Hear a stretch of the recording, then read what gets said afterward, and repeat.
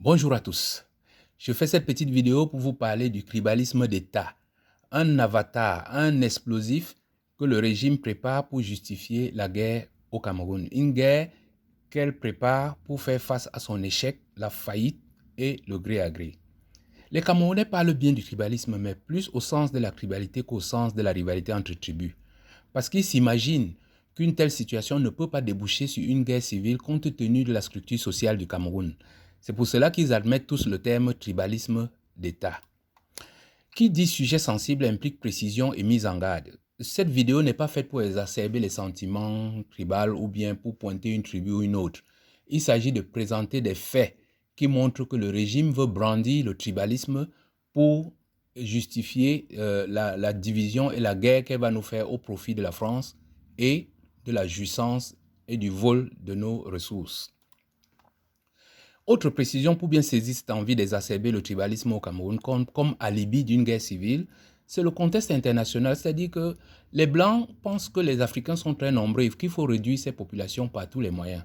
Les tyrans africains y adhèrent, mais pour cela on leur demande de brandir une justification parce qu'il faut que CNN explique pourquoi les gens meurent. C'est ainsi que dans les deux bassins du Congo, il y a près de 24 millions de morts depuis une vingtaine d'années qu'on attribue à des guerres tribales. En Méditerranée, on vous dit que non, c'est pour une migration. Au Soudan, on vous dira que non, c'est pour la sécession. Au Cameroun, dans le Nozé, on vous dit non, c'est une marginalisation. Vous voyez très bien que l'important pour eux, ce n'est pas le nombre de morts. Il faut pouvoir seulement les justifier. Et c'est ce que le régime de Yaoundé est en train de vouloir saisir pour massacrer les Camerounais. Donc nous allons d'abord décrire ce que c'est que le tribalisme au Cameroun. Et ensuite, je vais vous montrer les signes qui montrent que nous sommes déjà quasiment installés dans cette guerre civile. Et entre les deux, je vais vous présenter la mission prophétique de Ateba Yéné. Donc, y a-t-il tribalisme au Cameroun? La plupart des Camerounais vous diront non, car le Cameroun n'est pas organisé sur le principe de la tribu. La fraternité et la solidarité entre les Camerounais, cette chaleur, vraiment nous éloigne de ce sentiment. Et ensuite, on ne voit pas comment il y aura une rivalité directe entre deux grands groupes ethniques au Cameroun. D'autres vous diront, mais oui, on peut dire qu'il y a un affrontement entre le régime et le peuple, parce qu'on voit bien que le régime est opposé aux anglophones, le régime est opposé à la diaspora, et le régime est opposé au peuple. Mais ceux qui sont plus futés vous diront, ah oui, il y a un tribalisme au Cameroun, parce qu'il y a une prévalence des Boulou-Béti au poste clé, et il y a un jeu d'orchestre qui attribue certains ministres à certaines régions. C'est ce qu'on appelle le tribalisme d'État. Mais que veut dire ce terme en réalité? En fait, ce terme tribalisme d'État est quelque chose de flou.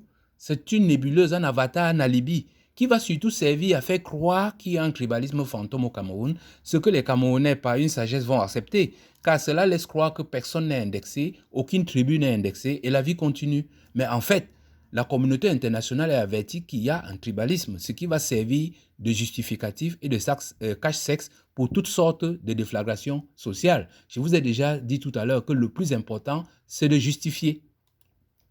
Il faut donc clarifier ce terme tribalisme d'État. Faisons un peu l'historique. En 1950, Oumniobé et l'UPC ont senti le danger et ils vont prôner la réunification et l'indépendance. En 1960, Aïdio récupère le petit bébé avec l'UNC et va prôner l'unité nationale. 1982 arrive Paul Biya, c'est la catastrophe.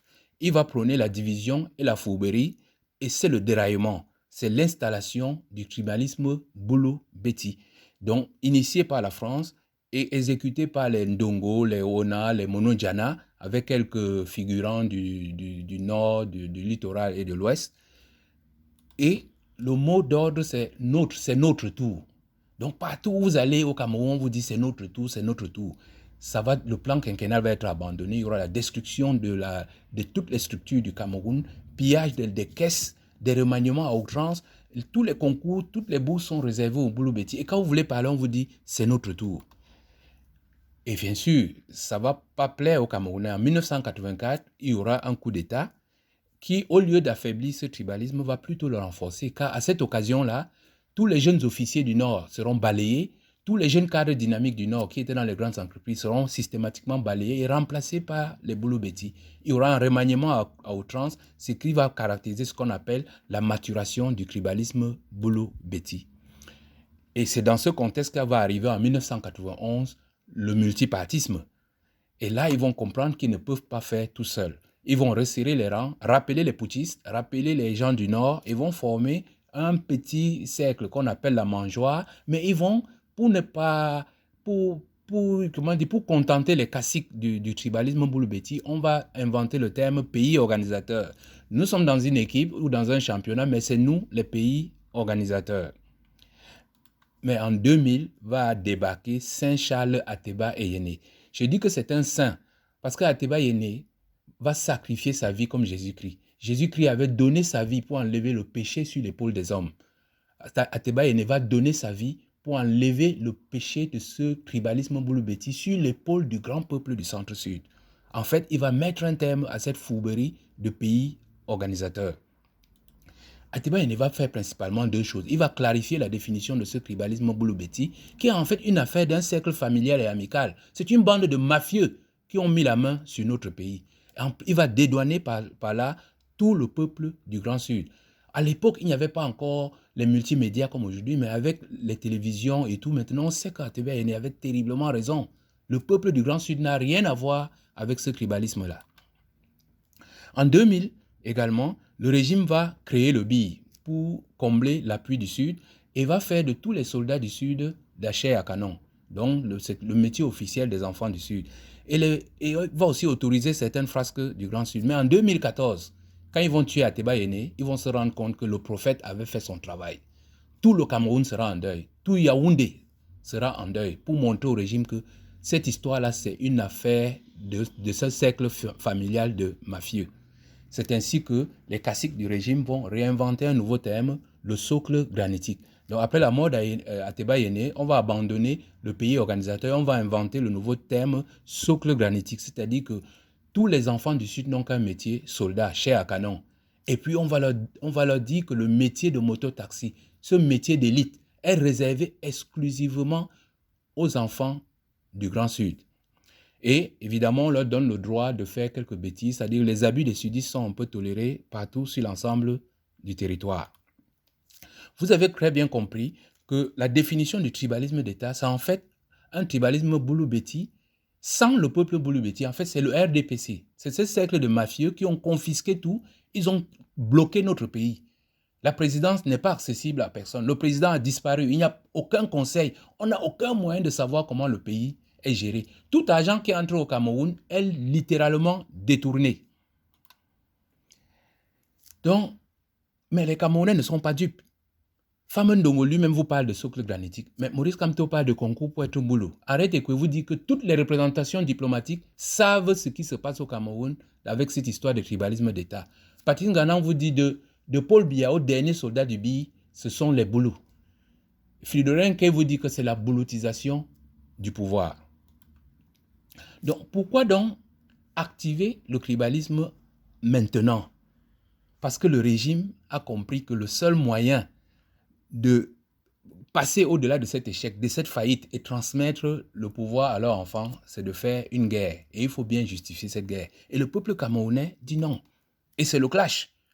Donc, c'est la guerre civile qui est déjà virtuellement installée entre le peuple camerounais d'une part et le régime serviteur de la France de l'autre part. Et ils comptent vraiment passer en force avec l'aide de la France, car ils ont déjà la justification, le fameux tribalisme d'État. Donc, nous arrivons dans la deuxième partie qui est de vous présenter quelques signes que le régime est prêt à une guerre et que nous sommes déjà quasiment dans cette guerre qu'elle veut faire pour passer en force. Commençons par, il y en a 6 points. Commençons par le premier, la provocation tribale. C'est-à-dire que depuis 2018, depuis cette victoire de Maurice Kamto, il ne se passe pas une semaine sans qu'on entende qu'un officier, un préfet, un militaire, un gendarme, un civil a tué un Camerounais. Et quand on regarde les responsables de tous ces crimes-là, de Mendo et Yono jusqu'à Béala, c'est les gens d'une même tribu. Donc, il faut exacerber en interne ce sentiment de tribalisme. Et attention, la déportation est réinstaurée au Cameroun. C'est-à-dire que vous soyez à Garoua, Ngaoundéré, Manfé, Bertois, Gaoundal, n'importe où au Cameroun, dès que vous commettez un crime, on vous porte, on vous amène à Yaoundé. Donc, comme si le seul endroit qui existe, c'est le socle granitique. Et ça, c'est en interne. En externe, c'est autre chose. C'est-à-dire que le régime essaie de faire croire au monde entier que les Bassa sont opposés aux Bamileke. C'est le fameux phénomène des Bassa des balcons. Vous vous rappelez la marche du 22 septembre. Donc pendant que la milice massacrait les Camerounais dans la rue, on a posté quelques Bassa sur les balcons un peu partout dans les rues de nos villes qui disaient « Ya, Bebnie, ya Dikitimowie, Bebnie Mako ». Donc ça, c'était une façon de montrer que c'est des Bassa qui s'opposaient aux soi-disant Bamileke qui marchaient dans la rue. Donc ne soyez pas dupes. C'est les images qui sont enregistrées, qui sont envoyées dans les représentations diplomatiques qui vont justifier demain le massacre de ce régime si nous leur autorisons. Mais nous allons leur barrer la voie. Autre chose que les Camerounais n'ont pas vu venir, il y a la préparation de la guerre civile. Mais Yaoundé a reçu les armes en pleine télévision des mains des Français. Mais vous n'avez pas vu ce qui s'est passé il y a quelques jours?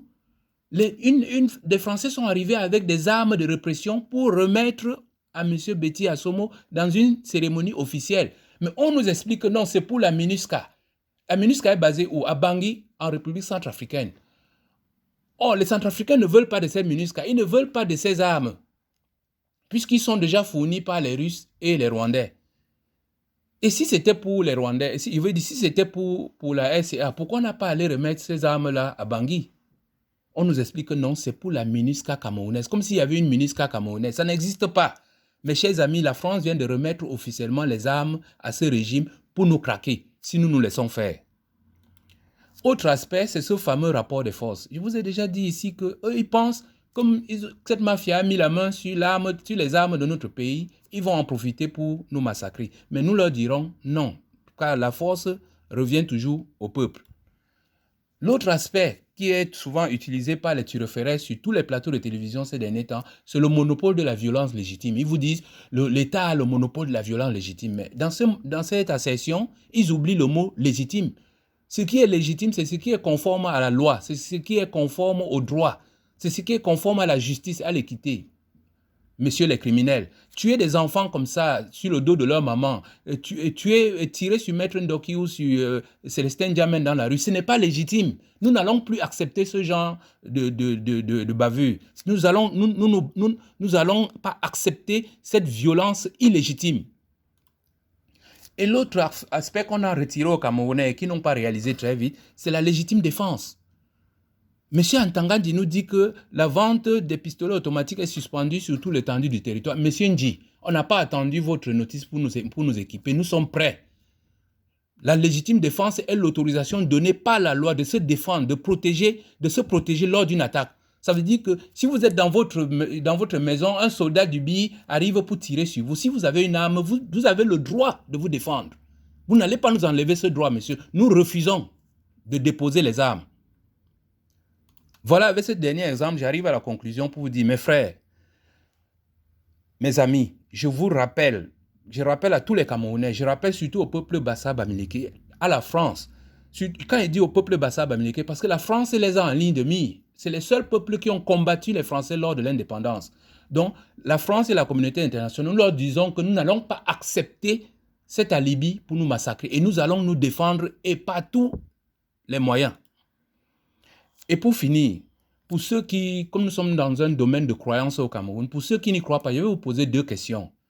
Que pensez-vous qu'après 40 ans d'échec, et que face à cet échec, face à la faillite de notre pays, et face à l'envie que ce régime veut passer le pouvoir à leurs enfants, vous croyez qu'il leur reste quoi? C'est la guerre civile. Ils vont nous faire la guerre. Et ils sont déjà préparés. Donc à nous de relever le défi. Question numéro 2. Que pensez-vous que la communauté internationale va faire? Elle ne va pas réagir. Regardez au Nozo, c'est déjà plus de 30 000 morts. Et ils vous disent que oui, il y avait une marginalisation. Demain, ils nous diront que oui, il y avait un tribalisme d'État. Donc nous ne nous laissons pas faire. Nous ne devons pas attendre de l'aide de qui que ce soit. Mais affrétons nos armes et nous allons nous défendre face à ces gens-là. Et pour finir, comme nous sommes quand même autour du 20 mai, je profite pour vous souhaiter une bonne fête de la division. Parce que nous sommes divisés et il n'y a que l'union qui va nous permettre de nous sortir des griffes de ces malfrats. Merci de m'avoir écouté.